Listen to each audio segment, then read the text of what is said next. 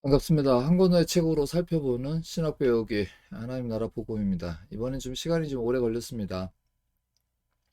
책 내용도 있고요. 저도 이제 지금 거기서 공부를 하고 있는 상황이다 보니까 조금 더 시간적 여유가 이제 필요하지 않았나 이런 생각을 합니다. 자, 우리가 그동안 이제 살펴보아야 할 내용들, 특별히 지금 이제 다윗과 시편의 하나님 나라 복음입니다. 하나님의 나라의 복음이 이제 시편, 특별히 이제 다윗이죠. 다윗 개인에게 어떻게, 여러분들이 이제 나라라고 할 때 나라의 중요한 것은 이제 기본적으로 세 가지지 않습니까? 주권, 뭐 이렇게 우리가 알고 있죠. 땅, 그렇죠. 국토를 말하죠. 그 다음에 국민, 백성을 말하죠. 대체적으로 여러분들 이 중에 가장 중요한 것이 사실은 백성입니다. 나머지는 하나님께서 다 주권자이시고요. 하나님께서는 그 나라를 통치하시는데요. 그 통치를 받고 있는 우리가 하나님의 나라의 임함을 어떻게 이해하고 우리가 그걸 살아가는가 하는 것이 중요합니다. 특별히 신약에서 예수님께서는 바로 하나님의 나라가 가까이 왔다라고 복음을 전해 주셨습니다. 그러나 안타깝게도 예수님께서는 십자가의 죽으심으로 인하여서 실제적으로 사람들에게 느끼기에는 그의 하나님의 나라에 대한 복음이 또는 그가 하나님 나라가 임했다라고 하는 것에 비추어 본다면 이건 실패한 게 아닌가? 이렇게 충분히 생각할 수 있는 뭐 오해라고 해도 좋죠. 복음은 결국 사람들에게는 여러분들도 아시지 않습니까? 그래서 누구죠? 이제 바울의 입장에서는 그 문제에 대해서 해결을 했었어야 합니다. 왜냐하면 예수님께서 십자가에 못 박혀 죽으시고 또 이것은 신명기에서 저주받은 자마다 나무에 달려 죽는다라고 하는 그런 것들을 바울은 내가 복음을 부끄러워하지 않는다라고 말함으로써 그것을 돌파해드렸습니다. 그러면서 하나님께서 복음이 무엇이냐라고 했을 때 하나님께서 의가 나타났다라고 로마서에서 시작을 하죠. 그 의는 바로 하나님께서 그 당신의 구원 계획을, 그러니까 이 구원 계획부터 살펴보아야 하는 것입니다. 그런 가운데 그러면 그것이 우리에게 어떻게 나타나고 있는가라고 하는 것을 굉장히 중요하죠. 뭐 여러분 미국이 있든 뭐 소련이 있든 일본이 있든 어느 나라가 있다라고 하면 중요한 건 나하고 연관성이 있어야 되지 않습니까? 그런데 예수님께서 바로 이 땅에 오셔서 말씀하신 것이 바로 하나님의 나라가 도래했다라고 하는 것입니다. 그랬을 때 하나님의 나라가 도래했을 때 하는 것이 나에게 기쁜 소식이 되죠. 복음이라는 것이 기쁜 소식이다라고 우리가 처음에 말씀을 또 나눴었잖아요. 자, 그렇다면 그것이 나에게 왜 기쁜 소식이 되어야 하는가라고 하는 것을 우리는 누구를 통해서 다윗을 통해서 살펴보았습니다. 그럼 다윗은 무엇을 의미하냐? 다윗 왕 이런 의미의 신학적인 의미로 자꾸 흘러가려고 합니다. 그런 의미보다는 다윗이라고 하는 한 개인이 무너진다. 그러니까 사람은 무너질 수 있다는 것입니다. 그래서 제가 이 두 번째 있는 다윗과 시편의 하나님 나라의 복음에 좀 공을 많이 들였던 이유가 저자가 바로 그것을 설명하고 있기 때문이죠. 그래서 여러분들이 다윗을 또는 시편을 통해서 한 사람이 우리가 인생을 살아가는 것은 관계적으로 살아가는 거잖아요. 혼자 단독으로 할 수가 없습니다. 누군가를 관계하고 살아가는 것이고요. 바로 예수님께서도 그 관계 속으로 오신 것이죠. 자, 그랬을 때의 인생은 어떻게 무너질 수 있다는 것입니다. 그럴 때 그 인생이 무너진다라고 하는 거 왜 그렇습니까? 그것이 결국은 죄 때문에 그렇게 되는 것이잖아요. 그랬을 때 그 한 인간이 회복되고 하나님 편에서 회복하도록 인도해 주시고 라고 하는 장면이 어디에 나와 있다는 것입니까? 이 다윗 이 시편에 나와 있고 그러면 그 시편은 우리에게 무엇을 주냐? 그렇게 살아가는 모든 인생은 결국 하나님의 나라에 각자가 그 소망을 가지고 간다라는 것을 그리고 그것은 예외가 없다는 것을 알려주는 것입니다. 이런 차원에서 여러분들이 시편 그리고 그 시편이라고 한 작은 것 하나가 뭐 예를 들어서 하나님 나라를 전부 다 그렇지 않죠. 여러분 뭐 제가 말씀을 드렸습니다마는 로마서의 4장에 가면 바로 그 칭의 의롭다 하신 그것을 입는 자가 어떤 은혜를 입는가라고 할 때 두 가지 비유, 아브라함의 비유와 바로 다윗의 비유를 합니다. 바로 이 다윗이 바로 이 시편을 통해서 어떤 사람이었는가라는 것을 말씀드리고 있죠. 여러분 하나님의 나라 그러면 이 나라에 대한 개념이 원체 크다 보니까 나 한 사람에 대한 문제가 뭐 중요하지 않아라거나 또는 뭐 내가 뭐 속하거나 안 속하거나 뭐 이제 이런 정도의 아주 가벼운 차원으로 생각을 할 수가 있는데 그렇지 않습니다. 그냥 하나님께서 우리로 하여금 당신의 백성으로 불러주신다라는 것은 저, 여러분, 그리고 우리 모두 각각의 그 사람의 특성, 그러니까 사람이 가지고 있는 그 연약함을 아시고 우리를 하나님께서 불러서 당신의 백성 삼아 주신다. 뭐 우리가 요즘 말로는 제자 삼아 주신다 이런 표현도 하죠. 그것처럼 하나님의 백성이 되게 하신다라고 하는 표현은 바로 그렇게 축소하거나 또는 이걸 확대하거나 그런 어떤 축소와 확대의 문제가 아니라 하나님의 나라가 우리에게 임한다라고 할 때 바로 나도 내가 바로 그 하나님의 나라의 일원이 된다. 그러면 어떻게 들어가느냐? 뭐 그래서 이제 우리가 조직 신학적인 차원에서는 하나님께서 우리의 죄를 사해 주시고 우리가 이제 칭의 의롭다함을 받음으로 인하여 들어간다 이렇게 되어 있죠. 그러나 이제 이것을 또 성경적인 차원에서 본다라고 하면 하나님의 나라가 임한 그 사건들, 특히 사복음서에 잘 나타나 있습니다. 예수님께서 우리에게 오셔서 어떤 일을 하셨는가를 우리가 살펴보면서 예수님의 말씀을 우리가 다루면, 그러니까 예수님의 말씀을 듣고 그 성경의 말씀을 들으면 이것이 나에 대하여, 그러니까 예수에 대하여 한 이야기다라는 사실을 우리가 깨닫게 되죠. 그럼 그 깨달음으로 인해서 우리가 하나님의 말씀, 그리고 하나님, 그러니까 예수님께 대하여 우리가 기대하게 되고, 그를 소망하게 되고, 그가 우리를 어떻게 해요? 치료하시는 분이시다라는 것을 알고, 우리 인생이 가지고 있는 문제들을 그분 앞에 내어놓고 기도하게 되는 것입니다. 자, 이런 차원에서 저희 조금 끝내고 뒤로 넘어가려고 했는데 조금 더 남아 있으니까 요거 조금 더 살펴보면서 갔으면 좋겠습니다. 또 대표적으로 이제 시편 57편 1편을 저자가 예를 들고 있습니다. 내가 이 재난을 피할 때까지 여호와의 날개 그늘 아래 피하겠다. 여러분 바로 지금 이거죠. 개인들이 어떤 어려움과 환난을 만납니다. 예, 그것이 크고 작은 어떤 사건이든 아니든 간에요. 그런데 여호와는 우리의 뭐가 되신다. 그럼 우리가 피할 수 있는 곳이 된다는 것입니다. 자, 이렇게 되면 여러분들 이런 이제 얘기들을 들으면 여러분들이 이제 생각하셔야 될 것이 하나가 있습니다. 전통적으로 여러분들이 하나님에 대한 이분은 누구신가라고 하는 거. 그 다음에 또 뭐 예수님이시죠? 예수님은 누구신가? 그리고 나중에 성령님은 누구신가라고 하는 이 누군가라고 하는 이것에 대한 고민은 우리 신앙을 하면서 계속적으로 떠오르는 질문이기도 합니다. 여러분들이 이걸 피해서는 안 됩니다. 또 어린 대로 또 어리면 받을 수 있습니다. 그래서 여러분 잘 아시죠? 베드로는 주는 그리스도시요 살아계신 하나님의 아들이십니다라고 고백했던 것처럼 저와 여러분들이 고백할 필요가 있는 것입니다. 왜 그렇습니까? 하나님께서 그 고백을 듣기를 원하십니다. 다윗에게는 하나님이 어떤 분이셨는가라고 하면 은신처라는 것입니다. 그렇죠. 여러분들 바로 이 시편에서 말하는 그 하나님께서 하나님 나라에 우리가 간다. 내가 하나님 나라에 속한 백성이다. 여러분 백성은 어떻습니까? 예, 어려울 때 우리가 그 국가에다가 뭘 하잖아요. 복지 정책도 있고 또 예를 들어서 어려운 상황이 되면 국가에서 이렇게 도와주는 그런 데다가 신청을 하는 것 이런 개념도 생각해 보시면 됩니다. 시편 27편 5절에 보면 다윗은 자신의 영혼을 만족해 해준 이 좋은 것을 자랑한다. 나의 하나님이 환난으로부터 나를 보호하시고 비밀한 초막에 나를 감추어 주셨다. 여러분 바로 이거 좋은 것입니다. 이 좋은 것을 하나님께서 주신다는 것입니다. 우리가 좋은 것을 얻기 위해서 지금 세상의 방법은 뭐가 있죠? 돈을 많이 버는 것, 그다음에 좋은 관계의 사람들을 많이 만나는 것, 이런 것들이 우리에게 있지만 그럼에도 불구하고 우리가 넘어지지 않습니까? 그러나 진정으로 하나님이 주신 것은 그렇게 비교할 수 없는 것을 주신다는 것입니다. 좋은 것, 이것은 영적으로 고양시키는 사건, 장소, 사람, 교제, 시간 등 이것을 하나님을 사모하게 만드는 것이 다 좋은 것입니다. 여러분 그렇잖아요. 사랑하는 사람하고 있으면 뭐 눈에 우리가 콩깍지가 씌었다고 하잖아요. 그것처럼 하나님께서 우리에게 주시는 그 모든 것이 좋은 것입니다. 이 모든 것을 좋은 것을 누리려면 어떻게 해야 할까요? 결국 하나님 말씀을 가까이 해야 되겠죠. 자, 이런 내용들이 있는데, 뭐, 여기 이제 저자는 이런 것도 있네요. 보시면, 좀 재밌는 표현들이 있습니다. 신앙이 좋은 영적 선배와 멘토를 사모하는 것인데, 뭐 아파트 평수를 늘리거나 뭐 비싼 차를 타서 다른 사람들의 보험료를 올리는 것은 좋은 것이 아니다고 얘기를 합니다. 뭐 외제차 이런 얘기도 나오는데요. 여러분 이것이 오늘 우리 사회에서 좋은 것이라고 판단되지 않습니까? 그런 걸 가지고 있을 때 우리는 기쁘다라고 하지만 여러분들 그런 기쁨이 오래 가지 않죠. 예. 그런데 여기 보면 좋은 것이라 이렇게 하는 이 진정한 의미는 우리의 소원을 하나님의 소원과 일치시켜 주는 것입니다. 이렇게 말하고 있습니다.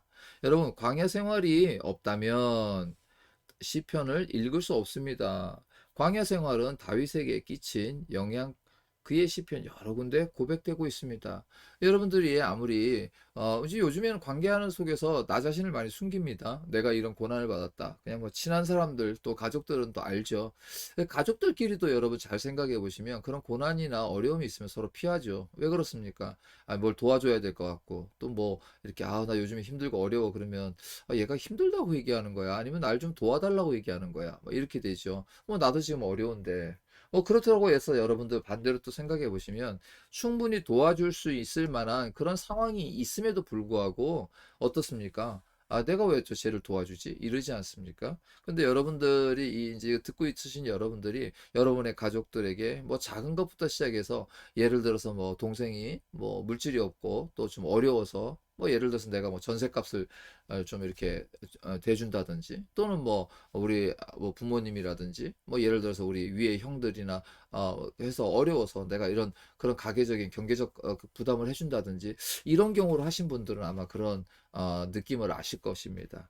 여러분 우리가 뭐 좀 물론 있는 거 하나 조그만 거 주는 거는 뭐 그것도 안 하시는 분들이 있지만 그래도 그냥 좀 그래도 많이 어렵지는 않잖아요. 그런데 예를 들어서 뭐 큰 돈을 좀 해준다든지 뭐 이런 경우들을 한번 생각해 보시면 알 수 있을 것입니다. 어쨌든 다윗에게 있어서의 이 광야 생활, 그 광야 생활들의 내용들을 잘 담고 있는 것이 22편, 57편, 142편들이다. 이런 것들을 고민해 보면 어떻습니까? 우리가 지금 그런 고난 당하고 있을 때 다윗의 시편을 읽으면 우리가 그 고난이 우리 머릿속에 그려집니다. 나와 비슷하구나. 이걸 우리가 저는 이런 말을 합니다. 신앙의 공명현상. 공명현상. 이렇게 제가 이제 말을 좀 만들어 봤는데요. 여러분 같은 울림이 있는 것이죠. 우리가 이제 상대방들 여러분들이 뭐 아침 드라마를 보거나 이런 걸 보면서도 뭐 막장 드라마라는 거 알잖아요. 야, 너무한다. 그럼에도 불구하고 그 연기하는 자들의 그런 깊은 내용들이 우리하고 일치감을 줄 때 어떻습니까? 우리가 같이 화도 나고 또 같이 눈물도 흘리고 그런 것은 바로 그 상대가 서로 간에 이런 그 피치가 잘 맞는 것입니다. 이걸 공명 현상이라고 하는 것이죠. 바로 인생에서 어려움을 만난 다윗의 그런 시편의 글을 읽고 그 내용의 깊이를 자꾸 깨달아 가다 보면 우리 마음속에서 이런 영적인 어떤 공명 상태가 일어납니다. 그러면서 그가 회복된 것을 보면서 나도 회복되겠구나라고 하는 것이 믿어집니다. 이것이 바로 시편이 우리에게 주는 유익함입니다. 그는 아둘람 동굴에 서 했을 때 시편 57편을 뭐라고 했냐? 내 마음이 확정되고 확정되어 싸우니 이제는 여러분 많이 불렀던 노래죠. 찬양이죠. 확정되었으니 내가 노래하고 내가 찬송하리로다. 비파야 수고만 깰지어다. 내가 새벽을 깨우리로다. 여러분 이것은 어떤 상황에서 불렀습니까? 아둘람 동굴이라고 하면요. 시편 그 다윗에게 있어서는 가장 어려운 상황이었습니다. 그럼에도 불구하고 내 마음이 확정되었다. 어떻게 그러면 다윗은 이 어려운 상황에서도 자기 마음을 확정할 수 있었을까? 결국은 주님을 바라봤다는 것이죠. 왜 그랬죠? 이것이 바로 처음에 얘기했던 좋은 것입니다. 하나님으로부터 오는 것이 좋은 것이라는 것을 안다는 거죠. 여러분 지금 우리는 하나님의 나라에 대해서 이야기하고 있는 겁니다. 한 개인의 신앙생활을 얘기하는 게 아니죠. 그런데도 하나님께서의 나라에는 바로 그 개인들이 모이고 모여서 그 개인들이 어떻게 해요? 바로 이런 다윗과 같이 인생에 그러니까 수많은 사람들이 이 시편에서 피해 나갈 구멍이 없습니다. 누군가는 몇 편에, 누군가는 몇 편에, 어떤 사회든. 그래서 우리가 시편에서는 세 가지가 있대요. 그런 얘기 했던 거 기억나시죠? 첫 번째는 어떻게 해? 자기가 잘못해서 고통을 받는 경우. 2번, 자기는 잘못이 없는데도 고통을 받는 경우. 3번, 타인으로 인해서 고통을 받는 경우가 있다 그랬지 않습니까? 이게 우리가 인생에 살아가는 모습입니다. 그리고 여기에 뭐가 있죠? 우리의 죄로 인해서. 이런 것을 1번과 2번은 뭐 하지만 이 죄로 인해서 받는 고통은 사실 피하기가 굉장히 어려운 것입니다. 그런데도 하나님께서는 우리에게 뭐가 된다고요? 도피성이 되어 주신다는 것을 바로 이 시편을 통해서 깨닫는 것입니다. 하나님의 나라가 바로 그런 특징을 가지고 있다는 것입니다. 세상 나라 특징은 어떻습니까? 실패하면 아웃되고 잘못하면 버려지고 이렇게 되는 것이죠. 뭐 물론 본질적으로는 같죠. 잘못하면 감옥에 갔다 오고 감옥에서 적당한 형벌을 치르면 돌아 나와서 다시 자기는 사회에서 최선을 다해 살아갈 수 있어요. 그러나 어때요? 사회에서는 따가운 시선으로 바라보죠. 그리고 그런 사람들은 어떻게 됩니까? 저 사람은 죄를 지었으니까 다음에 또 죄를 질 거야. 이런 어떤 편향적인 사고도 있죠. 또 사실 또 그래요. 왜? 그 사람이 나오면 좋은 것을 주는 게 아니라 그 사람이 쓸 수 있는 것의 가치는 떨어지잖아요. 예전에는 내가 좋은 일을 했다면 그렇게 감옥에 갔다 오고 나면 그럼 또 어떻게 사람들을 향해서 사기를 치고 이런 것들이 되풀이되고 있는 세상이 우리가 살아가는 세상인데 하나님의 나라는 그렇지 않다는 것입니다. 바로 그래서 우리가 하나님의 나라를 어떻게 해요? 소망하고 기다리고 그리고 우리 삶에서 그것이 먼저 이루어지기를 바란다라고 말할 수가 있는 것이죠. 여기에도 이렇게 표현하고 있죠. 하나님의 소원이 우리의 소원이 되게 하시는 것이 목적 때문입니다. 이것이 바로 하나님이 우리를 다스리는 방법입니다. 여러분, 우리의 죄를 따라 우리를 처벌하지 아니하시며 우리의 죄악을 따라 우리에게 그대로 갚지 아니하셨으니 이는 하늘이 땅에서 높은 같이 그를 경외하는 자에게 그의 인자하심이 크심이다라고 103편에 말합니다. 물론 여러분들이 시편을 읽으면 오해할 수 있습니다. 어떤 편에서는 막 하나님께서 징계하시는 것 같고 또 하나님 편에서 지금처럼 죄를 그대로 갚지 않는다고 말씀하시고 여러분 대표적으로 바로 우리가 누구 때문에요? 우리가 바로 주님 때문에 바로 주님께서 이 땅에 오셔서 어떻게 해요? 십자가의 죽으심으로 인하여 우리에 대한 하나님의 사랑을 어떻게 했습니까? 확증했다 그랬잖아요. 확실한 증거라는 겁니다. 우리가 이것을 통해서 하나님이 우리를 사랑했구나라는 것을 깨닫는 거죠. 그러면 뭐죠? 무엇입니까? 하나님의 공의. 하나님께서 공의는 분명하게 징계하시는데 그 징계를 우리가 감당할 수 없다는 것. 그래서 그것을 누구에게? 예수 그리스도에게 속량하게 하셨다. 그가 대신 지어주었다. 그러니까 우리는 그것을 알고 받는 것입니다. 그런데 어떻게 해요? 그것을 너무 가볍게 취급한다는 것입니다. 이것을 우리가 좀 한번 또 나중에 시간이 되면 살펴볼 필요가 있죠. 어쨌든 계속해서 저자는 그러나 인간은 죄를 용납한다는 것이 아니라 죄를 지을 수밖에 없는 연약한 인간성을 참아주신다는 것입니다. 굉장히 중요하죠.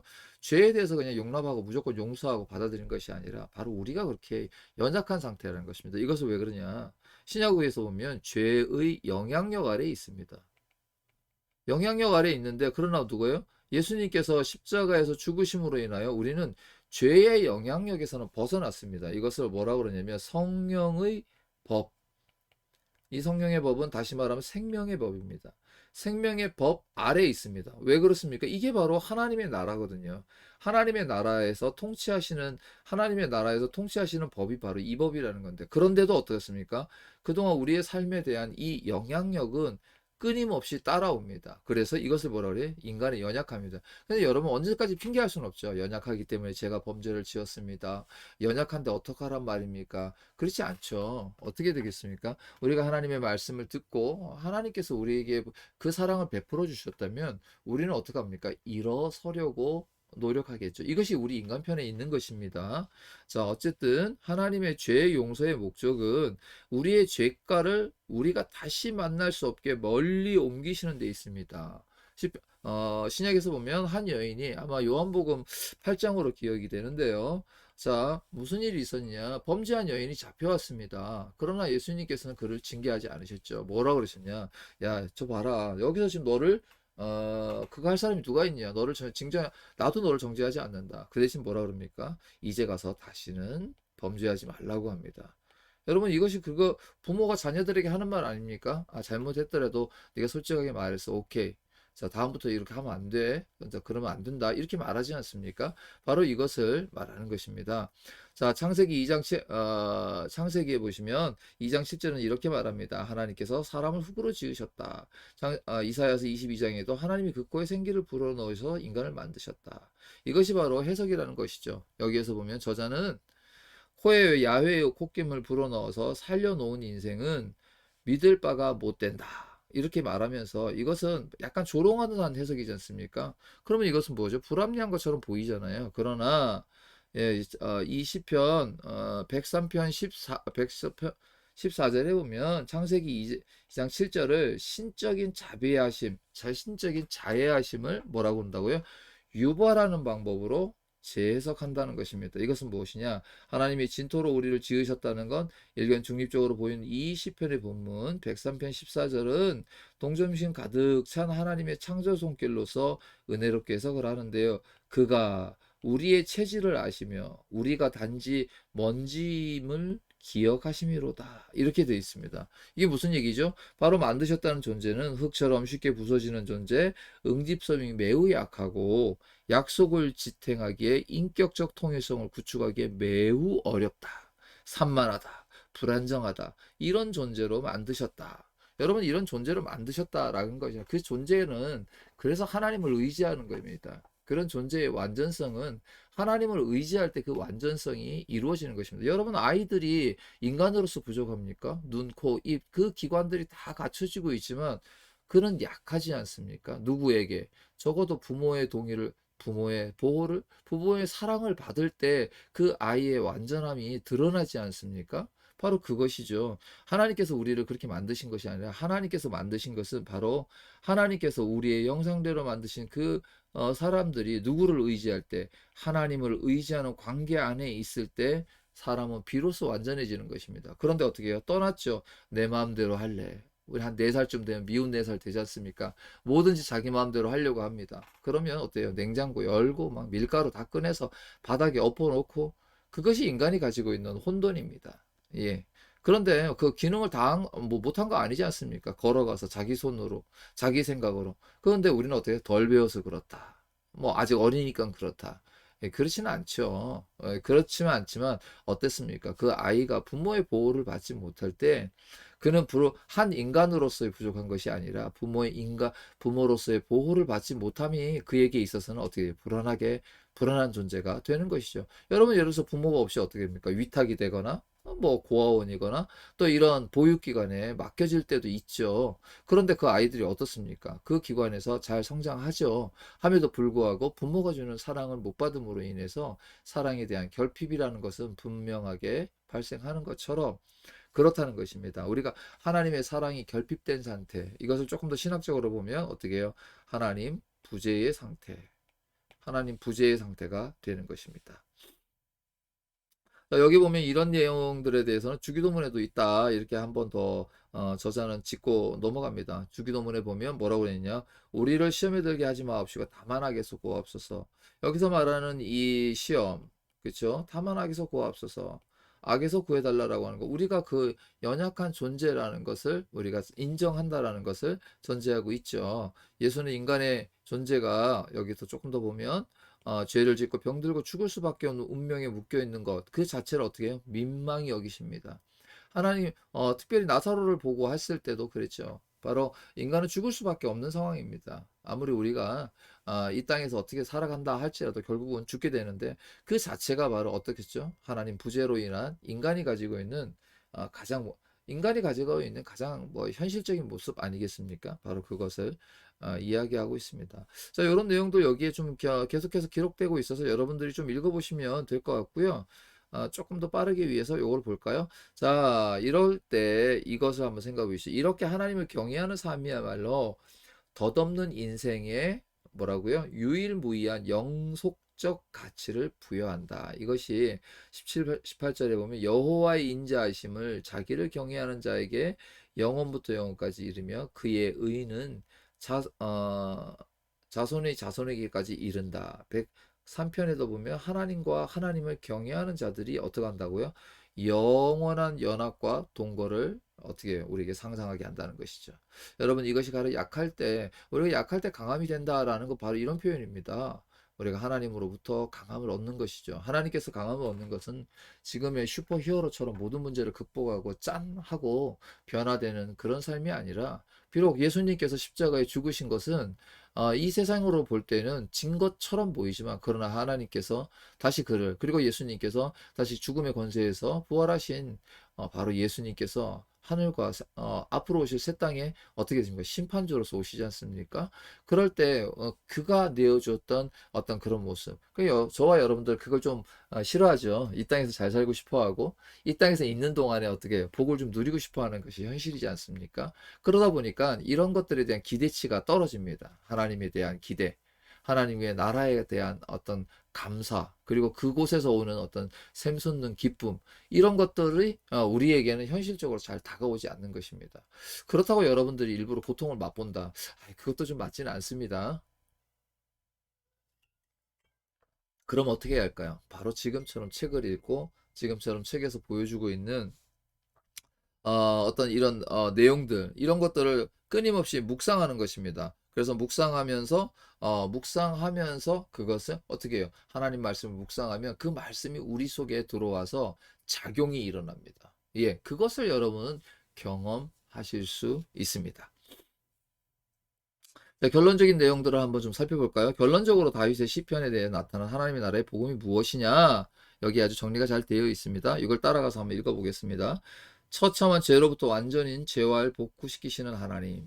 인자와 긍휼로 면류관을 되씌우시고 존엄한 하나님의 형상을 완전히 회복시키시는 것이 하나님의 복음입니다. 그리고 여기 18절에 따르면 여호와의 언약을 지키고 그 법도를 기억하며 행하는 사람이 하나님 나라 운동의 중핵입니다. 이렇게 되어 있습니다.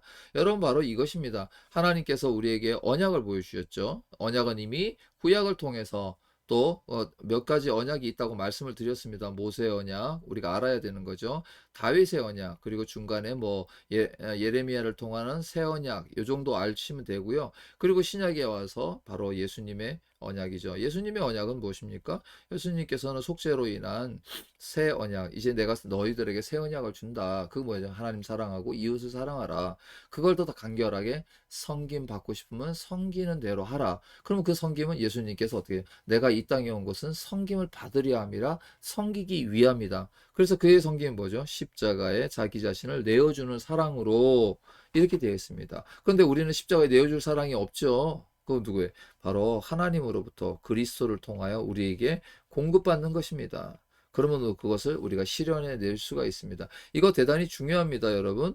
바로 그런데 그것을 사람들은 이렇게 생각하죠. 이 공급받으면서 인간이 해야 할 요 영역, 이 영역을 조금 낮게 치부합니다. 신학적인 사고들은 머릿속에 꽉 찼는데 그것을 우리 몸소 그러면 현실적으로 무엇입니까? 이웃을 도와주고 그런데 거기다 보면 약간 이게 사회적 운동 같은 느낌 뭐 맞습니다. 그러나 그것을 우리는 사회적 운동으로만 치부해서는 안 되는 이유가 하나님께서 그거를 요구하고 계시다. 성경이 우리에게 그걸 말하고 있다는 것을 우리는 분명히 알고 있어야 합니다. 자, 그러나 여기에서 먼저 우리가 그 하나님에 대한 그 나라에 대한 그런 개념을 배우는 거니까 자, 이럴 때 하나님의 통치를 받은 백성이자 영토이면서 동시에 하나님의 통치를 세계 각처에 확산시키는 천군 천사들입니다. 이렇게 표현하고 있습니다.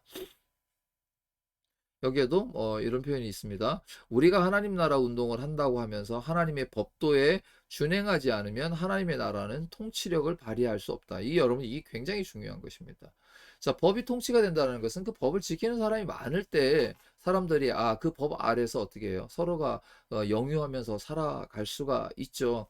그런데 이것을 잊어버립니다. 어떻게 해요? 받은 것은 있는데 베풀려 하지 않는 거. 베푼다는 것은 내가 돈을 상대방에게 주는 어떤 이런 적선의 행위의 개념이 아니라는 것입니다. 그 나라 백성으로 살아가는 것입니다. 여러분 이렇게 좋은 사람들이 그 통치력을 받아서 하나님의 백성으로 살아가면 이것이 가장 잘 드러나 있는 부분이 어디냐라고 하면 바로 사도행전이죠. 사도행전 2장에 보면 나와 있습니다. 2장 40절 이하에 보면 이 말씀들이 잘 나와 있습니다. 여러분들 한번 조금 더 돕기 위해서 사도행전 2장이라고 했죠. 20장 뭐 여기를 한번 찾아가서 보겠습니다. 뒤에 보면 이렇습니다. 베드로가 이런 말을 하고 하니까 여기 보면 43절부터 나오네요. 자, 모든 사람이 어떻게 했다고요? 두려워하였다. 모든 사람이 두려워했다. 잠깐만요. 화면을 조금 더 보이도록 제가 조정을 좀 해드릴게요. 그게 잘 안 보일 수가 있습니다. 자, 여기까지 하면 좀 보일 것 같은데요. 보이죠? 자, 어떻습니까? 모든 사람들이 두려운 마음이 생겼다. 여러분, 사도들을 통하여 놀라운 일의 표징이 많이 일어났고, 믿는 사람 모두가 지내면서 모든 것을 공동으로 소유했다. 그들은 자신과의 소물을 팔았다. 필요한 사람들에게 나누어 줬다. 날마다 한 마음으로 모였다. 성전에 모였고, 집을 돌아다니며 빵을 뗐다. 순전한 마음으로 음식을 먹었다. 그리고 하나님을 찬양하였다. 그래서 모든 사람들에게 호감을 샀다. 주님께서는 구원받은 사람을 날마다 더하게 하여 주셨다. 이것이 바로 통치의 방식이, 그리고 그 통치를 받은 백성들이 함으로, 그리고 하나님의 나라가 어떻게 하나님의 나라가 더 확장되어 가는 모습을 가장 잘 표현해 준 말씀이 바로 이 사도행전 2장 43절 이하, 그러니까 40절 이하부터 43절부터 시작되는 말씀이 바로 초대교회에 나타난 모습입니다. 그래서 하나님의 통치를 받는 사람이 많아져야 합니다. 물건을 나누고 공용하고 쓰고 이것만이 중요한 게 아니고요. 지금 우리나라도 복지가 꽤 잘 되어 있지요. 꽤. 그러다 보니까 교회가 사실은 할 일이 많이 적습니다. 여러분들 옛날에 교회는 사람들에게 먹을 것을 나눠주고 또 이렇게 불우한 이웃을 많이 도왔습니다. 그러나 지금 국가가 그 정도의 수준까지 올라와 있습니다. 그러니까 우리는 어떻게 해요? 그런 거를 교회들이 하기가 어렵습니다. 왜 그렇습니까? 누가 어렵게 사는지를 잘 몰라요. 개인 정보의 보호법. 그러니까 그러면 야, 개인정보법 만들어서 우리가 열심히 돕고 싶었는데 못했다. 이런 식으로 방향을 가서는 안 된다는 것입니다. 왜 그렇습니까? 국가가 좋은 국가가 되고 있잖아요. 그렇죠? 그래서 세계적으로도 복지 혜택이 많이 가고 있는 국가가 되어 있습니다. 그럼 우리가 어떤 데서 눈을 좀 돌려야 할까요? 예를 들어서 저희가 제안을 한다면 지금 우리나라가 자살률이 굉장히 높습니다. 세계 1위죠. 그럼 자살률을 방지하기 위해서 교회가 어떤 비용이라든지 어떤 시스템을 투자할 수 있죠. 교회마다 지역에 어떤 협조를 해서 뭔가 이런 조직을 만드는 거죠. 그래서 그 사랑의 전화처럼 그런 사람들을 만나고, 예를 들어서 자살률이 높은 청소년들을 또 어떤 그 청소년 그룹을 또 이렇게 교육하고, 그것이 자살이 뭐 또 신학적으로 막 뭐 죽으면 하나님 나라에 못 가, 그런 거 말고 사회적인 어떤 필요성이 있는 거를, 왜 교회가 항상 그런 거를 앞서서 볼 수 있는 능력이 있다는 것입니다. 왜 그런, 하나님께서 주시는 선한 빛의 영향 때문에 그렇습니다. 그런데 그런 거 안 가죠. 그래서 교회가 어떻게 해요? 자꾸 자기 세 늘리는 데만 급합니다. 뭐 성경에서 선교하라고 했으니까 선교에 집중하고, 그건 그냥 교회가 잘 되는 일입니다. 그런데 세상의 사람들이 그리스도인들의 그걸 보고 들어오려면 보여줘야 하는 게 뭐가 있냐? 바로 하나님께서 우리에게 요구하시는 그 통치력을 나타내는 것입니다. 초대교회 시대에는 바로 그 자기 재산을 나누고 쓰고 필요한 것을 공급하고, 그렇게 해서 공동체가 만들어졌다면 지금은 어떻게 해야 되겠냐는 거죠. 그랬을 때 지금 코로나19, 또 특히 오미크론까지 변이가 얹었을 때 교회가 앞장서서, 예를 들어서 하고, 여러분 지금 초등학생이 지금 지난주 한 주간에 나온 확진자만 2,500명, 3,000명입니다. 중학생도 거의 한 1,700명이 나왔습니다. 그러면 교회가 적극적으로, 예를 들어서 교인들이 자, 우리가 먼저 앞서서 이렇게 합시다.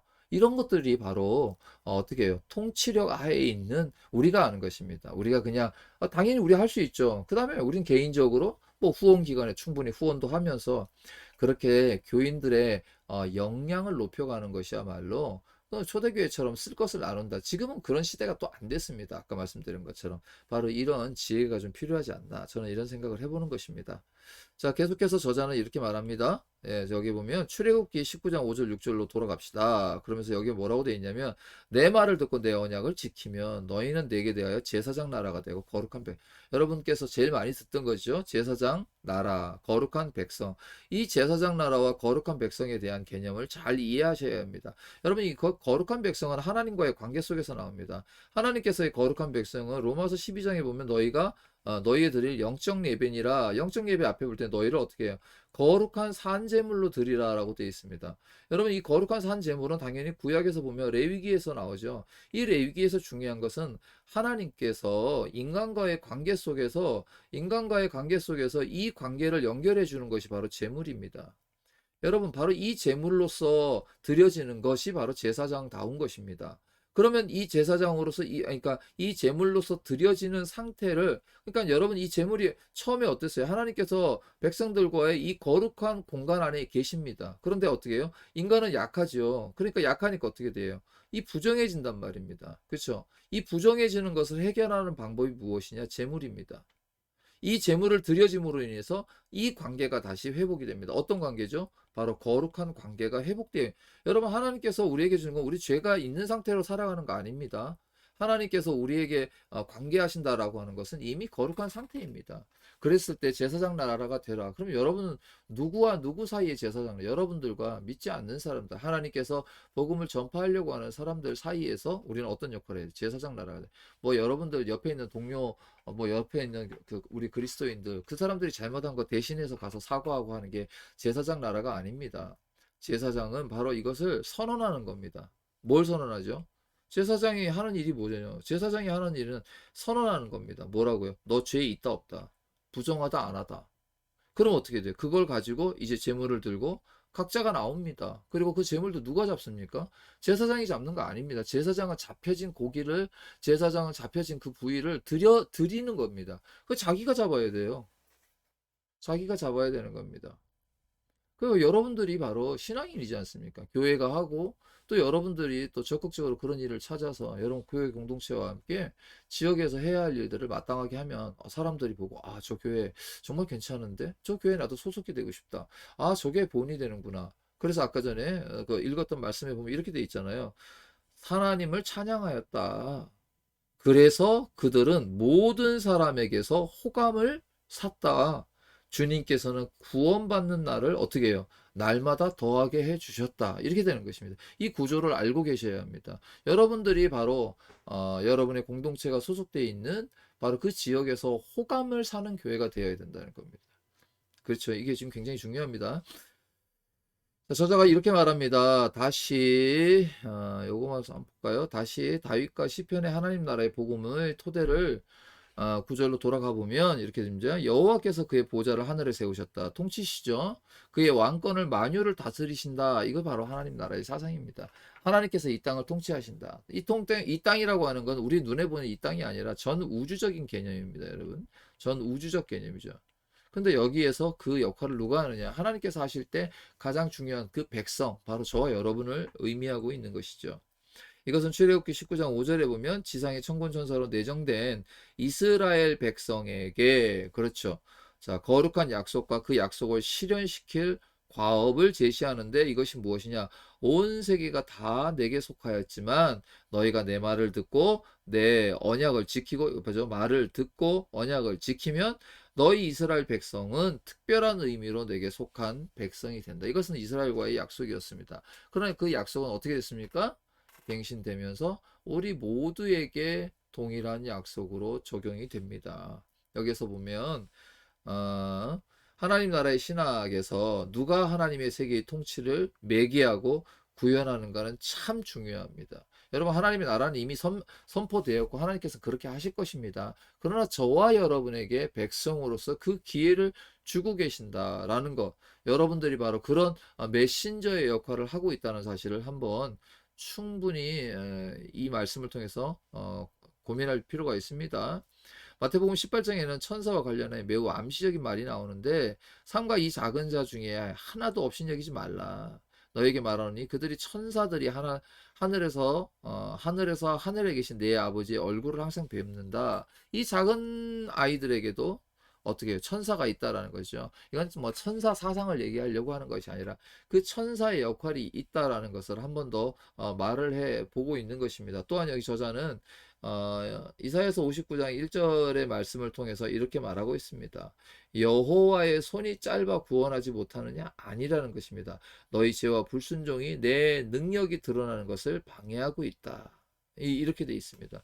여러분들 바로 저와 여러분들이 그리스도인답게 살지 못할 때 어떻습니까? 우리가 지금 마찬가지죠. 지금 한국교회에서 우리가 그리스도인다운 삶을 살지 못하니까 교회가 욕을 먹고 있는 거죠. 그건 목회자뿐만 아니라 마찬가지입니다. 며칠 전에 목회자가 해외에 나갔다 오면서 방역택시 탔다라고 거짓말했잖아요. 거짓말 하나지만 충격은 생각보다 컸잖아요. 그렇죠? 여러분 잘 기억하시죠? 그럼 우리는 다 압니다. 그런데 실제적으로 우리는 그렇게 노출될 일이 별로 없잖아요. 그러니까 안 그러는 것처럼 보이지만 막상 우리도 그런데 노출되면 또 그렇게 말합니다. 예. 노출 안 되는 게 감사한 일이죠. 네, 그런데 여러분 그 거짓말 하나 그 본인이 이렇게 얘기합니다. 본의 아니게라고 하는데 본의 그러니까 자기 속에 있는 본래 자기 속에 있는 그 본래가 어떻다는 거 그거는 거짓말하면 안 된다는 걸 알았다는 거예요. 그쵸? 그냥 본의 아니게 이렇게 표현하잖아요. 그럼 속에 있는 걸 알았는데 어떻게 자기 몸으로 나타난 이 몸, 이 몸으로 나타난 것은 실제 어떻게 됐을까요? 거짓말을 한 상태가 되는 거죠. 여러분 이 두 가지가 어떻게 분리돼 있습니까? 그래서 바로 로마서 12장 1절에 12장 1절에 그러므로 너 형제들아 그러므로 권하노니 형제들아 너희 몸을 하나님이 기뻐하시는 거룩한 뭘 드리라는 거예요. 몸을 드리라는 거예요. 그러니까 몸을 거룩한 제사로 드리라는 것은 바로 이 경우처럼 네 몸이 거짓말하지 않도록 하라는 것입니다. 자, 우리 생각에 자기 본인이 아 이건 거짓말하면 안 되는구나 알았다면 내 몸으로 그렇게 왜요? 때로는 그 몸이 고통당할 수 있거든요. 그런데 아 내가 그렇게 해서 저기 지인의 차를 탔다. 그렇게 했으면 뭐 문제 안 될 거 아닙니까? 그런데 어떻게 해요? 아 왜요? 바이러스는 번질 수 있으니까. 여러분들 그래놓고는 내 공동체에 피해를 주니까 그렇게 그게 더 큰 피해를 줬잖아요. 그러니까 어떻게 해요? 잘못된 알미잖아요. 잘못된 알을 가지고 있는 거잖아요. 그 사람이 가지고 있는 것은. 근데 이게 그 사람만의 문제는 아닙니다. 그 사람은 드러났으니까 그게 표면화된 거지. 저와 여러분도 그럴 수 있는 아주 농도 짙은 가능성을 가지고 있는 거, 이거 여러분 생각해야 합니다. 자, 이렇게 한번 해서 보겠습니다. 여기서 뭐 천사에 대한 얘기들이 좀 나오는데요. 영적으로, 영적 전쟁을 담당하는 뭐 미카엘 천사장 뭐 이런 것도 나오고요. 뭐 예를 들어서 또 여기에 또 천사가 나오고 합니다. 뭐 왜 그렇게 하고 있는가? 지금 그 역할들을, 그러니까 하나님의 나라에 대해서 그 역할들을 뭐 천사들이 하고 있다라는 내용들이 좀 있는데, 뭐 중요하겠죠. 중요하겠지만, 책을 읽는 정도면 충분히 이거는 해결할 수 있을 것 같습니다. 조금 더 빨리 가보면, 자, 하나님이 다스리시는 모든 곳에서는 하나님의 뜻을 순종하며 그 집행에 각고의 헌신을 쫓아붙는 천군 천사급 성도들이 포진해 있기를 기도하는 것입니다. 여러분, 천사가 수준이 높을까요? 저와 여러분이 더 높을까요? 한번 질문해 보겠습니다. 어떠실 것 같습니까? 지금 당장은 영적인 존재니까 천사의 위치가 더 높을 것 같지만 그렇지 않습니다. 저와 여러분들 하나님께서 만드신 존재로서 물론 천사도 마찬가지겠지만 영적인 존재잖아요. 그러나 저와 여러분은 하나님의 우편에 서서 이제 예수께서 이 땅에서 마지막 심판을 하실 때 그 옆에 서 있을 저와 여러분입니다. 왜 그렇죠? 왜 그렇죠? 그건 제사장이기 때문에 바로 제사장 나라, 제사장 된 저와 여러분이기 때문에 그렇다는 것입니다. 그래서 사실은 천사보다 사실은 더 높은 것입니다. 그러나 우리는 아직 연약하고 그런 가운데서 오히려 천사가 우리의 수종을 드는 것입니다. 아까 전에 말씀드렸던 것처럼 한 아이에 대해서 하나님 앞에 보고하고 그것을 말하는 것이 천사라고 얘기를 했지 않습니까? 자, 그러나 하나님께서는 이런 매개적 방법으로, 즉 천군천사와 인간의 순종을 인정해 주시는 방법으로 당신의 능력과 자비를 드러내시기를 원합니다. 이미 천사는 그렇게 하고 있습니다. 그렇다면 이제 누가 해야 하는가요? 우리가 바로 그렇게 바로 인간의 순종을 인정해 주시는 방법, 그것을 통해서 하나님께서는 자신의 능력과 자비를 드러내기를 원하신다는 것입니다. 이것이 하나님께서 우리를 백성된 삶으로 세워주시는 것입니다. 여러분 그렇지 않습니까? 우리가 세계를 보더라도 대사를 보내고 또 세계적으로 나가서 어떤 한 사람이 나가서 뭐 옛날에 그런 거 있잖아요. 나라 망신, 나라 먹칠을 시켰네 이렇게 하잖아요. 아니 그 사람이 자기 돈 벌러 가고 자기가 알아서 간 건데 왜 그 사람이 나라에 뭐 먹칠을 하고 그럽니까? 근데 왜 그런 게 성립이 되죠? 바로 그것입니다. 나라라고 하는 것은 바로 그 백성을 통해서 드러난다는 것입니다. 나는 그냥 가만히 드러나지 않습니다. 통치자가 내가 통치의 능력만 행한다? 여러분 잘 보시면 구약에 여러분 니느웨 아시죠? 자, 니느웨가 있었던 도시잖아요. 이거 잘하는데요. 느라고 써네. 니느웨. 자, 니느웨는 어떤 영향이 있었습니까? 여러분 니느웨는 크게 전쟁 또는 그런 것이 포악했던 민족들입니다. 물론 성경에서는 회개한 민족으로 비치니까 우리가 굉장히 괜찮을 것 같지만 이들은 전쟁하고 나면 그 패배한 사람들의 목을 자르거나 머리 가지고 베껴서 이 허리야 옆구리에 차고 다녔답니다. 이게 바로 그들의 모습입니다. 아니 그런 나라를 어떻게 좋은 나라라고 하겠습니까? 전쟁이 이겼다고 통치가 잘 된다고 해서 그냥 군림하고 있었던 거죠. 바로 그것입니다. 그러기 때문에 요나는 싫어했던 겁니다. 요나의 입장에서 보면 여러분 절대적으로 그 용서할 수 없는 것입니다. 그런데 하나님이 용서해요. 그런 요나가 화를 내는 거죠. 하나님에게.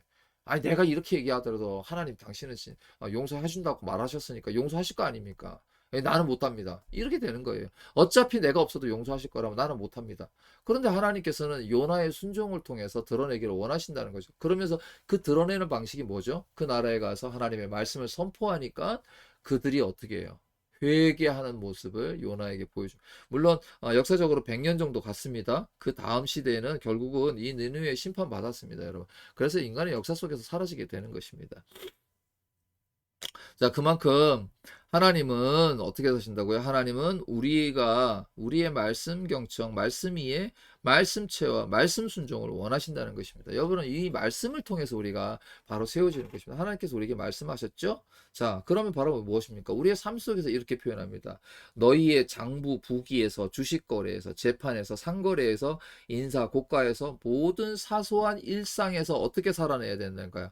하나님의 나라라고 하는 것으로 살아내라는 것입니다. 여러분, 바로 이게 핵심입니다. 자, 이제 우리가 그렇게 다윗처럼 시편을 통해서 회복된 인간인데, 회복되고 나가면 또 옛날처럼 살아서 안 된다는 거야. 회복시켜 놓으니까 건강한 삶이 회복이 되면 그 건강의 법칙을 따라 살아가야 되는데, 다시 예전의 법칙. 다시 예전의 법칙이 뭐죠?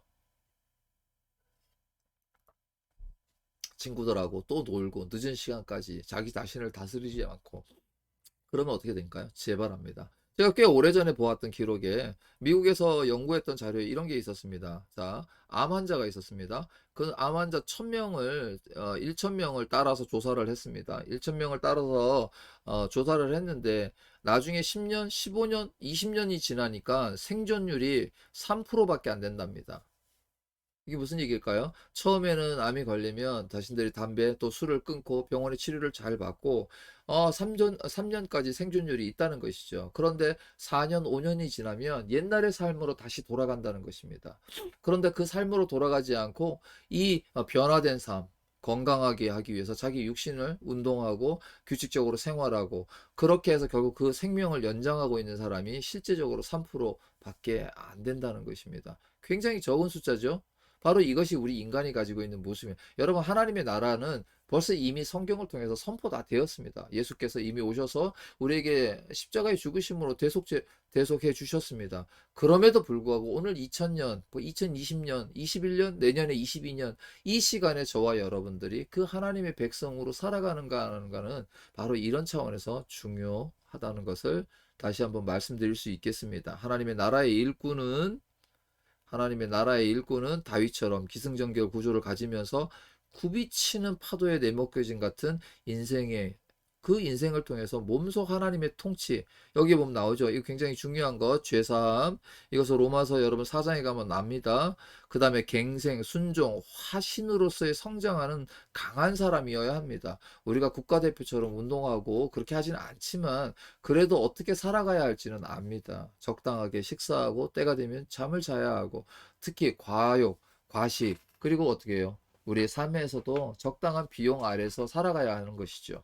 바로 그런데도 불구하고 욕심을 부리고 사람들 속에서 살아가게 되고 이런 것들을 말하고 있는 것입니다. 특별히 이 시편은 앞서 시편은 곡조가 붙은 토라 음료를 가지고 있는 모세오경 시편이 말하는 토라 하나님의 감미로운 구원사의 그것에 도출되어 율법적 요구와 언약적 결속감이 구성되어 있습니다. 노랫말로 제기된 이 모세오경으로 된 이유는 하나님의 구원사와 언약을 노래로 만들어 이스라엘의 심장 속에 새겨놓기 위함이다. 여러분, 그러니까 시편을 통해서 계속 암송하고 또 그것을 이렇게 읊조리며 그러면서 어떻게 해요? 우리 몸속에 체독화시키는 겁니다.